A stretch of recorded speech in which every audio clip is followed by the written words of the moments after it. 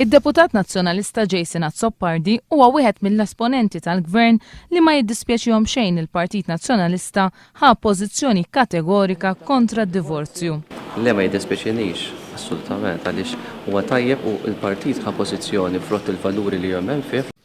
Is-Segretarju Parlamentari Jason Azzopardi jgħid li ma jeżisti ebda konflitt bejn il-pożizzjoni tal-Partit Nazzjonalista kontra d-divorzju u d-dikjarazzjoni tal-Prim Ministru li d-divorzju qatt jidħol f'pajjiżna. Fi kliemu ħadd ma jista' jgħid ser jiġri fil-futur ma bħalissa s-sitwazzjoni tal-familji Maltin mhijiex ħażina.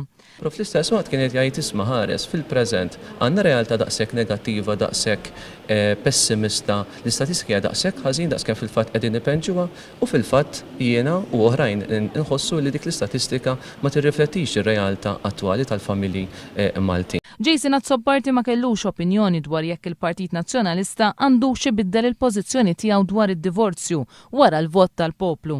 Għalbiss li dik hija deċiżjoni ta' Paolo Borċoliver. Issa jbiddel imma l-pożizzjoni tiegħu, ser jbiddel il-pożizzjoni tiegħu il-Partit Nazzjonalista? Dika iż-domanda tittamilha mbagħad allura lill-Segretarju Ġenerali.